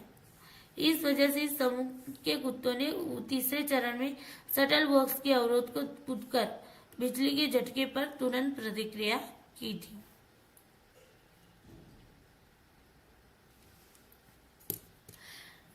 फिर सेकंड स्टेज का जो हुआ था वो जो था वो कैसा था, नेगेटिव कंडीशनिंग था। ठीक है ना,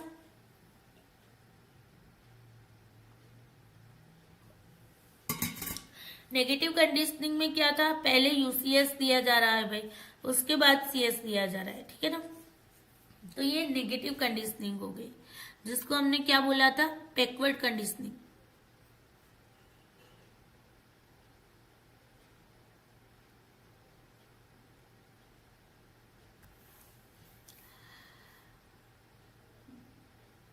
अब आगे देखते हैं कि विषय स्थिति में सीखता है। यहाँ पर एस्कोला कहते हैं कि जो सब्जेक्टिव होते हैं, सब्जेक्ट यानी कि जिन पे प्रयोग किया जाता है उनकी बात हो रही।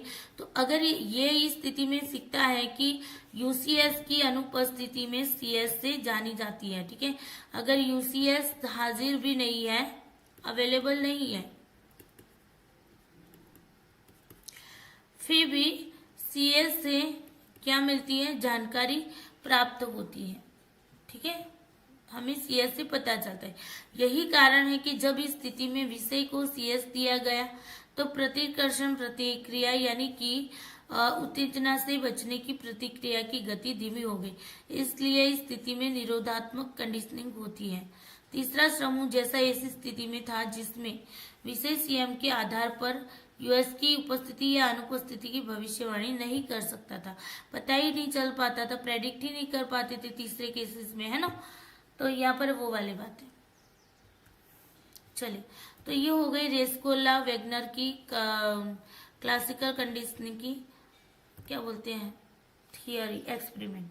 अब आते हैं यहाँ पर, मूल रूप से यहाँ पर अगर आप इसका कंक्लूजन निकालो ना तो कंटिग्यूटी की जगह पे कंटीजेंसी इंपॉर्टेंट है।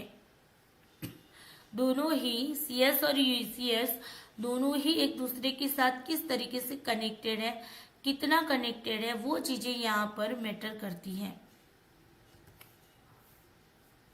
अब आते हैं लास्ट एक्सपेरिमेंट है आपका गार्सिया इफेक्ट के नाम से जाना जाता है, ठीक है, क्योंकि ये गार्सिया और कैमल डॉर्फ क्वाइलिंग ने दिया हुआ था, ये जो है एक्सपेरिमेंट किया था, जिनको classical conditioning and biological preparedness भी बोला जाता है। चलिए, अब ये कंडीशनिंग का एक और विकासात्मक रूप से महत्वपूर्ण प्रकार भोजन से संबंधित कंडीशनिंग।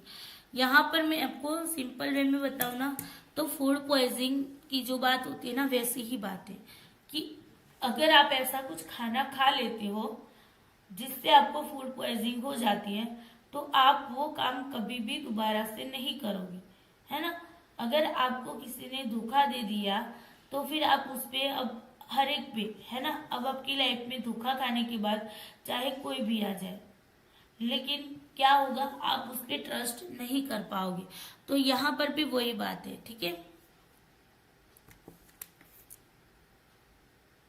चलो, भोजन कंडीशनिंग पर अपने महत्वपूर्ण शोध में जॉन गार्सिया और उनके सहयोगी जो थे गार्सिया, किमिलडॉर्फ, कोएलिंग, उन्होंने 1955 में गार्सिया, एरविन और कोएलिंग, उन्होंने 1966 में, इस तरीके से अलग अलग समय पे ये एक्सपेरिमेंट किए गए और उन्होंने चूहों को ड्रग्स दिए जाने से पहले एक स्वाद, एक दृश्य या एक ध्वनि को एक तटस्थ उत्तेजना के रूप में प्रस्तुत करके चूहों को कंडीशन करने का प्रयास किया। गार्सिया ने पाया कि स्वाद कंडीशनिंग बेहद शक्तिशाली थी। चूहे ने बीमारी से जुड़े स्वाद से बचना सीख लिया, भले ही बीमारी कई घंटों बाद हुई हो। यहाँ पर मैं समझाती हूँ आपको क्या हो रहा है, ठीक है, पहले इसको पढ़ लेते हैं।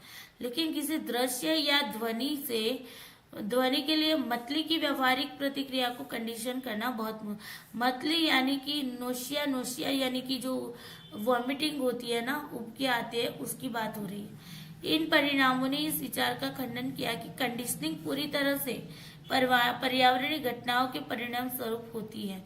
इन्होंने इस बात को नकारा है जो पेवलो कह रहे थे ना कि भाई कंडीशनिंग सभी पे हो सकती है, सभी जगह पे हो सकती है। तो यहाँ पर कहा जा रहा है कि कंडीशनिंग पूरी तरह से पर्यावरणीय घटनाओं के परिणाम स्वरूप नहीं होती है, ठीक है। आप देख सकते हैं कि गंध को बीमारी से जोड़ने की क्षमता एक महत्वपूर्ण जीवित रहने की प्रणाली, आपको भी पता है कि गंध है, उसको अगर आप बीमारी से जोड़ोगे तो फिर ये क्या होगी, ये पहले से चली आने वाली सिस्टम है जो जीवों को जहरीले खाद्य पदार्थों से शीघ्रता से बचने की शिक्षा देती है। मतलब हम होते हैं ना, कुछ भी चीज सूंघ के लेते हैं कि खराब तो नहीं है, बासी तो नहीं है ना, कुछ चीजें लेने जाते तो यहाँ पर भी वही बात है कि भाई आप ना कोई भी खाना खा रहे हो या कुछ भी कर रहे हो, तो पहले आप क्या करोगे, उसको सूंघोगे, उस पर ट्रस्ट करोगे और उसके बाद आप आगे की प्रोसेस करोगे। बायोलॉजिकल प्रिपेयर्डनेस क्या है उसको समझते हैं। तो बायोलॉजिकल प्रिपेयर्डनेस एक ऐसा विचार है जिसके अनुसार लोग और जो जानवर है वो स्वाभाविक रूप से कुछ उत्तेजनाओं प्रतिक्रियाओं के बीच संबंध बनाने के लिए इच्छुक होते हैं, ठीक है। मतलब कि आपकी जो स्टिमुलस है और जो आपका क्या है रिस्पॉन्स है, ठीक है, स्टिमुलस और रिस्पॉन्स है, तो उनके बीच में एक रिलेशनशिप बनाने के लिए इच्छुक रहते हैं, उसको बोलते हैं बायोलॉजिकल प्रिपेयर्डनेस, जो कि अंदर से होती है, ठीक है ना। यह अवधारणा सीखने में महत्वपूर्ण भूमिका निभाती है, ठीक है। चलिए, ये तो सही बात। अब इसको समझते हैं गार्सिया इफेक्ट को। तो इसमें क्या था कि ये जो एक्सपेरिमेंट था ना, उस और सीखने में बाधाओं पर टेस्ट अवर्जन, जिनको बोलते हैं, ध्यान रखिएगा, इस थियरी को टेस्ट अवर्जन भी बोला जाता है, ठीक है। तो ये जो स्वाद विमुक्ता जिनको बोलते हैं, इसको ही टेस्ट अवर्जन बोलते हैं।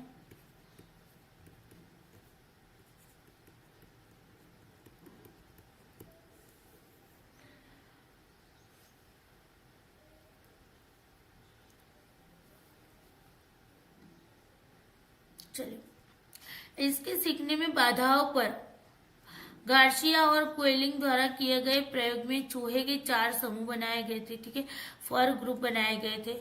वैसे इसके अंदर फैक्टर जो है वो 2 ही रखे गए थे, ठीक है, सीएस के रूप में। एक सीएस आपका लाउड नॉइज था और दूसरा था आपका स्वीट वाटर, ठीक है। और यूसीएस के रूप में अगर हम देखें तो यूसीएस में भी 2 यूसीएस थे, एक था शॉक, दूसरा था रेडिएशन, ठीक है ना। रेडिएशन से भी कभी कभी हमें वॉमिटिंग होती है, पता है। अब जैसे कि वो एक आता है ना सर्कल में, चकडोल बोलते हैं हमारे गुजराती में, तो पता नहीं, ऐसा आता है, यहाँ पर ऐसे लटके होते हैं, इनमें बैठना होता है और फिर ये गोल गोल गोल गोल गोल घूमता रहता है ना, ये जो गोल गोल गोल गोल घूमता रहता है, लोग इसके अंदर बैठते हैं। ऐसा देखा है आप लोगों ने? तो इसमें जैसे ही आप पूरा चक्कर घुमाते फिरते हो ना, फिर आपको एक टाइम पे ऐसा लग जाता है कि अब तो वॉमिटिंग हो जाएगी, है ना। तो वो तो नेचुरली चीजें होती है ना। तो यहाँ पर रेडिएशन जो है ना, वो भी इसी तरह की क्रिया पैदा कर रहा है। चलिए, राइट्स, यस राइट्स। 1 मिनट रुक के मैं आती हूँ, ठीक है, 1 ही मिनट। अब बहुत कुछ ज्यादा भी नहीं है, थोड़ा सा ही, बस 2 स्लाइड ही है, ठीक है। रुक जाए, मैं आती हूँ 1 मिनट।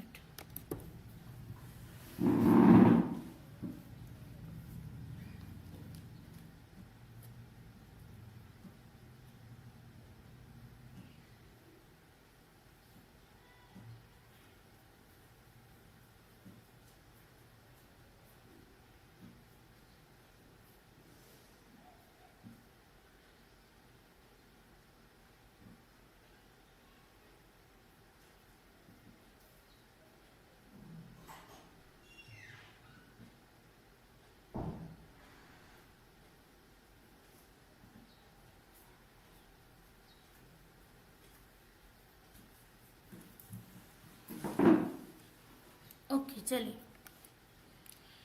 तो यहाँ पर ना गार्सिया ने क्या किया पता है? वैसे ग्रुप तो 2 ही बनाए थे, लेकिन एक्सपेरिमेंट के लिए ये जो होता है ना हमारे जो फैक्टोरियल डिजाइन में कैसा होता है 2x2, है ना, वैसी ये बनी। क्या यहाँ पर सीएस और यूसीएस के 2 ग्रुप थे, ठीक है। सीएस के रूप में लाउड नॉइज था और स्वीट वाटर था, यूसीएस के रूप में शॉक था और रेडिएशन था। अब मुझे बताओ कि ये जो सीएस और यूसीएस की जो चीजें हैं, इसमें रिस्पॉन्स जो मिल रहा है, किस टाइप का रिस्पॉन्स मिलेगा। मैं यहाँ पर एक एग्जाम्पल हम ले लेते हैं, रुको, जगह यहाँ पर ले लेते हैं, ठीक है, यहाँ पर लेते हैं। अभी थैंक यू नहीं आया, अभी पढ़ना है, लेकिन जगह नहीं थी इसलिए मैं यहाँ पर लेती हूँ। एक है आपका लाउड स्पीकर, ठीक है ना, लाउड नॉइज है ना, ये लाउड नॉइज है। और यहाँ पर एक दूसरा सीएस क्या था आपका, ये सीएस है, दूसरा था स्वीट वाटर। यहाँ पर लेते ना,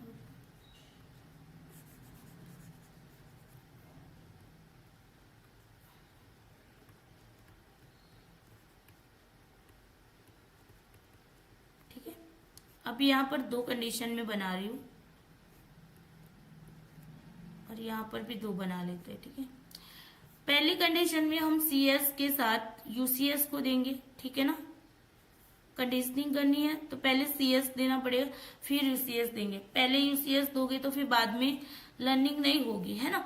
तो सीएस के रूप में मैंने लाउड नॉइज दिया, लाउड नॉइज के साथ साथ मैं क्या दे रही हूँ, शॉक दे रही हूँ, और एक में मैं क्या दे रही हूँ, रेडिएशन दे रही हूँ। यहाँ पर भी शॉक दे रही हूँ, यहाँ पर रेडिएशन दे रही हूँ। ये जो रेडिएशन दे रही हूँ ना, रेडिएशन से क्या होगा, नोजिया जो होता है ना वो होगा। स्पेलिंग सही लिखा ना नोजिया का,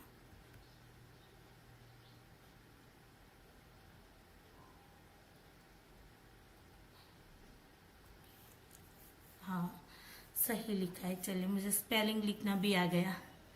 अभी यहाँ पर मुझे ये बताओ कि नॉइज है तो नॉइज से आपको शॉक लग सकता है। और दूसरी कंडीशन ये बताओ कि नॉइज से, लाउड नॉइज होता है ना, बहुत ज्यादा आवाज होती है, तो बहुत ज्यादा आवाज से आपको शॉक लग सकता है और बहुत ज्यादा आवाज से आपको वॉमिटिंग हो सकती है। इन दोनों में से क्या हो सकता है बताओ तो। जब आपके सामने आवाज जो आ रही स्पीकर से ही आएगी ना, मूल रूप से लाउड नॉइज कहाँ से आएगी, स्पीकर से ही तो आएगी। मान लो स्पीकर से कोई वॉइस आ रही, ठीक है, लाउड नॉइज आ रही है, डीजे बज रहा है, जस्ट एग्जांपल समझ लो, तो वहां से आपको शॉक लगने के चांसेस ज्यादा है या फिर आपको वॉमिटिंग होने के चांसेस ज्यादा है, बताओ तो जरा, इसको बताओ तो यार। यस, ओनली शॉक लगने के चांसेस है ना। हमें भी पता है कि भाई लाउड स्पीकर है, वो बाहर से आने वाला एक्सटर्नल फैक्टर है, तो उससे हमारे अंदर, बॉडी के अंदर जो वॉमिटिंग हो रही है वो अंदर की ओर प्रोसेस हो रही है, ठीक है ना, अंदर की ओर की प्रोसेस है। तो अंदर कैसे नॉइज अंदर कान में जाएगा तो क्या मतलब कि वॉमिटिंग हो जाएगी, नहीं ना। तो यहाँ पर कंडीशनिंग होने के चांसेस है क्या, नहीं है ना, नो कंडीशनिंग, ठीक है। और दूसरी जगह पे, और यहाँ पर शॉक के साथ कंडीशनिंग होना जरूर होगा, क्यों होगा पता है, क्योंकि यहाँ पर अगर आप करंट दे रहे हो, ठीक है ना, नॉइज के साथ यहाँ पर करंट दोगे तो शॉक लग सकता है। लेकिन अगर आप नॉइज के साथ अगर शॉक दे रहे, करंट दे रहे हो मान लो, ठीक है ना, यहाँ पर रेडिएशन दे रहे हैं, रेडिएशन दोगे तो फिर यहाँ पर कोई भी कंडीशन, कोई रिस्पॉन्स नहीं मिलेगा आपको। अगर आप यहाँ पर शॉक भी दे रहे हो, मान लो करंट दे रहे हो नॉइज के साथ, तो भी वॉमिटिंग तो नहीं होगी ना यार, समझ रहे हो ना। तो ये वाली बात, तो यहाँ पर चूहा जो है ना, चूहा समझता है कि यार ये जो चीजें हो रही है ना, कि जब भी लाउड नॉइज उसके सामने प्रस्तुत किया गया और शॉक भी उसको दिया गया, ठीक है, तो वो समझता है कि उसको ये सब क्यों हो रहा है, उसको डर महसूस होगा। डर कहाँ पर महसूस होगा, यहाँ पर ही होगा ना, क्योंकि उसको नॉइज के साथ शॉक दिया जाता है तो फियर फैक्टर पैदा होगा। लेकिन नॉइज के साथ अगर उसको ऐसे रेडिएशन दिए जाते हैं जहां से उसको वॉमिटिंग हो रही है, तो वो वहां पर कंडीशनिंग नहीं करेगा। समझ रहे कि नॉइज की वजह से मुझे वॉमिटिंग हुई, नॉइज की वजह से कंडीशन मतलब वॉमिटिंग हो ही नहीं सकती है, तो फिर वो यहाँ पर फियर नहीं, वो लाउड से डरेगा नहीं उस कंडीशन में जब उसको रेडिएशन के साथ दिया जा रहा है, ठीक है। अब दूसरी कंडीशन देखो, दूसरे में दूसरा जो आपका CS है वो स्वीट वाटर है, ठीक है। अब स्वीट वाटर में भाई आप उसको स्वीट वाटर के साथ शॉक दोगे और दूसरी कंडीशन में स्वीट वाटर के साथ रेडिएशन दे रहे हो, तो बताओ इन दोनों में से कौन सी कंडीशनिंग होगी, यहाँ पर कौन सी कंडीशनिंग होगी, किसके साथ कंडीशनिंग होगी। स्वीट वाटर की शॉक के साथ कंडीशनिंग हो सकती है, स्वीट वाटर की रेडिएशन के साथ यानी कि वॉमिटिंग जो हो रही है उसके साथ कंडीशनिंग हो सकती है। नेचुरली चीजें है ना कि शॉक के साथ तो नहीं होगी। स्वीट वाटर इसने पिया और उसको शॉक दिया गया, तो यहाँ पर उसको जो कुछ भी होगा वो ये थोड़ा पेन तो होगा ना, शॉक लगेगा, करंट लगेगा तो पेन होगा, तो ये जो दर्द हुआ तो वो उसका रीजन वो स्वीट वाटर को तो नहीं मान सकता ना, कि तो स्वीट वाटर तो उसने पिया है ना और शॉक तो उसको बाहर से मिला हुआ है, तो यहाँ पर नो कंडीशनिंग, ठीक है, यहाँ पर कंडीशनिंग नहीं हो रही है। और स्वीट वाटर को रेडिएशन के साथ मतलब रेडिएशन स्टार्ट किए जाते, वो स्वीट वाटर पीता है और उसको वॉमिटिंग हो जाती है रेडिएशन की वजह से, तो यहाँ पर वो क्या कंक्लूजन लगाएगा कि हाँ यार मैंने ये पानी पिया था उसी वजह से मुझे वॉमिटिंग हुई, समझ रहे हो ना। तो जब हमने कोई ऐसा खाना खा लिया होता है तो हम यही सोचते हैं ना कि हाँ मैंने कुछ ऐसा खाना खा लिया होगा इसी वजह से मुझे वॉमिटिंग हो रही है, गैस एसिडिटी हो गई होगी उसी वजह से मुझे वॉमिटिंग हो रही है, ठीक है ना। तो यहाँ पर यही वाली बात है कि भाई कंडीशनिंग जो पेवलोव ये कहते हैं ना कि सभी जगह पे आप कंडीशनिंग कर सकते हो, वो यहाँ पर गलत हो जा रहा है। अगर सभी जगह से आप कंडीशनिंग कर सकते हो तो लाउड नॉइज का और रेडिएशन के साथ का कंडीशनिंग क्यों नहीं हुआ, स्वीट वाटर और शॉक का कंडीशनिंग क्यों नहीं हुआ, समझ रहे हैं ना। तो बस यहाँ पर यही वाली बात थी। अब आती है यहाँ पर ये जो देखो, लाउड नॉइज को शॉक के साथ प्रस्तुत किया गया है, तो यहाँ पर चूहे के अंदर क्या हुआ, फियर फैक्टर जाग गया। ठीक है, लाउड नॉइज के साथ रेडिएशन दिया गया तो कुछ भी नहीं हुआ। स्वीट वाटर के साथ शॉक को दे दिया गया तो भी कुछ नहीं हुआ। स्वीट वाटर को रेडिएशन के साथ प्रस्तुत किया गया तो वाटर को उसने क्या किया, अवॉइड किया। चूहे ने क्या किया, वाटर को अवॉइड किया। अब वो पानी पिएगा, नहीं पिएगा। आप कहीं पर भी खाना खाने गए, मेरी ही एक एग्जांपल देती हूँ। हमारे यहाँ पर समूह लग्न होते हैं, ठीक है, मैरिज होते हैं समूह में, पूरे समाज के लड़के लड़कियां होते हैं, उनकी एक ही जगह पे शादी करवाई जाती है। तो वैसे जो समूह लग्न थे, तो मैं ना एक दिन, बहुत काफी साल पहले की बात है, जब मेरी शादी भी नहीं हुई थी, बस एंगेजमेंट हुई थी हम दोनों की, और हम दोनों पहली बार वहां पर पहली बार तो नहीं, सेकंड बार मिलने जा रहे थे समूह लग्न में, कि चलो मिलते उसी के बहाने एक दूसरे को मिलने का मौका मिलेगा। तो मैं और सर दोनों ही वहां पर आए हुए थे फैमिली के साथ। मैंने उस दिन वहां पर मतलब खाना खाया। समर का सीजन था और समर के सीजन में ही शादी मोस्टली पहले के टाइम पे हुआ करती थी, विंटर में बहुत कम लोग करते थे, अब तो सभी ऋतु में होने लगी है, लेकिन उस टाइम पे हमारे यहाँ पर समर में ही शादियां होती थी। तो मैं वहां पर मैंने खाना खाया और उसके बाद में बहुत ज्यादा बीमार हुई, वॉमिटिंग हुई, बहुत ज्यादा बीमार। उसके बाद से, उस बात से लेकर अभी तक, ये बात जो थी वो 2006 की थी। 2006 से लेकर 2024 का साल आया, मैं कभी भी ना समूह लग्न में नहीं जाती। पता नहीं, जब भी कोई कहता है कि चलो ना चलते हैं, देखते हैं, सबको मिलने का मौका मिलेगा, तो मुझे पहले से ही एक फियर फैक्टर मेरे अंदर वो घुस गया है ना, कि नहीं यार उस दिन गई थी तो क्या हाल हुआ था, तो बस उसी वजह से मैं वहीं पर नहीं जा पा रही। तो यहाँ पर भी यही वाली बात हो रही है, ये भी यही कंडीशनिंग ही हुई है, ठीक है ना, कि स्वीट वाटर पिया उसने, उसको वॉमिटिंग हुई, तो अब वो कभी भी स्वीट वाटर नहीं पिएगा, वो अवॉइड करेगा उसको। ठीक है, तो यहाँ पर ये देखने को मिला था। कंक्लूजन क्या निकलता है इस एक्सपेरिमेंट का, कंक्लूजन क्या निकलता। काजल, अगर ब्रेसलेट चाहिए ना बेटा, तो आपको मुझे टेलीग्राम में मुझे मैसेज करे @ARTI2288, ठीक है ना, इस टेलीग्राम आईडी पे मुझे मैसेज करना। चलिए कंक्लूजन की बात करते हैं। तो कंक्लूजन क्या निकल के आ रहा है इस एक्सपेरिमेंट का, कि जानवर कुछ चीजों को दूसरों की तुलना में अधिक आसानी से सीखने के लिए जैविक रूप से ही तैयार दिखाई देते हैं। जैसे कि वो, उसने दिमाग तो लगाया ना चूहे ने, कि भाई मुझे जो शौक मिल रहा है, ठीक है, जो मेरे साथ, जो मेरे अंदर फियर है, वो फियर किसकी वजह से है, लाउड की वजह से है, शौक की वजह से है, या फिर कोई दूसरी चीज की वजह से, रेडिएशन की वजह से, है ना। तो उसको भी पता चल रहा है कि ये चीज इसकी वजह से। तो ये बायोलॉजिकल रूप से क्या होते हैं, प्रिपेयर्ड होते हैं, उसको भी समझ आता है कि ऐसा, अगर जो उसने स्वीट वाटर पिया तो उसके चलते उसके साथ क्या, उसको वॉमिटिंग हुई, तो उसको पता चला ना कि वॉमिटिंग का रीजन शौक नहीं था, वॉमिटिंग का रीजन क्या था, कि उसने जो स्वीट वाटर पिया था वो था। ठीक है, तो बायोलॉजिकल प्रिपेयर्डनेस उसके अंदर होती है। जो टेस्ट अवर्जन का मतलब क्या होता है, कि अवॉइड करना, टेस्ट को अवॉइड करना। जैसे मैंने बताया ना अपने एक्सपीरियंस, वैसे ही टेस्ट को अवॉइड कर देना। चूहा जो है यहाँ पर स्वीट वाटर को अवॉइड कर रहा है अब, है ना। जब उसको एक्सपीरियंस हुआ कि भाई उसने स्वीट वाटर पिया तो उसको वॉमिटिंग हुई, तो उसने क्या किया, तो उसने स्वीट वाटर को अवॉइड किया, है ना।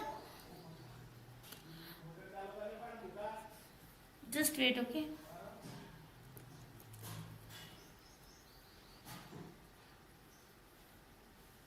ओके, समझ रहे हैं ना। टेस्ट अवर्जन क्या होता है, टेस्ट को अवॉइड करना। तो इसमें भी कंडीशनिंग की गई कि किसको अवॉइड करना है, किसको नहीं। ये क्यों होता है कि कभी कभी ना बच्चे होते हैं या हम खुद ही होते हैं, तो ऐसा खाना खा लेते हैं जिसके चलते हमें फूड पॉइजनिंग हो जाता है। तो ये कंडीशनिंग वहां पर काम आती है कि भाई इस तरह की कंडीशनिंग की गई होती है ना, तो उनको पता चलता है कि भाई यहाँ इस तरीके से खाना खाना चाहिए, ऐसा खाना चाहिए। हम होते हैं ना, सूंघ के चीजों को देखते हैं कि खाना बासी है या फिर फ्रेश है ना, और फिर खाना खाते हैं। तो वो भी क्या है, एक तरह का टेस्ट अवर्जन कंडीशनिंग होता है। ठीक है, एक खाद्य पदार्थ जिसे मतली के साथ जोड़ा गया है यानी कि वॉमिटिंग के साथ जोड़ा गया है, वह जल्दी से एक प्रतिकूल CS के रूप में अनुकूलित हो जाता है। फटाफट से वो एडजस्ट हो गया ना, उसमें कुछ भी तर्क लगाने की जरूरत ही नहीं पड़ी कि हाँ भाई स्वीट वाटर पिया था इसी वजह से ये हुआ है ना, तुरंत पता चल जाता है। ये क्लासिकल कंडीशन के अन्य अन्य जो अदर जो रूप है उससे वो अलग है, ये दूसरे फॉर्म से ये अलग है जिसमें लंबे विलयन से मजबूत संबंध बनाए जा सकते हैं।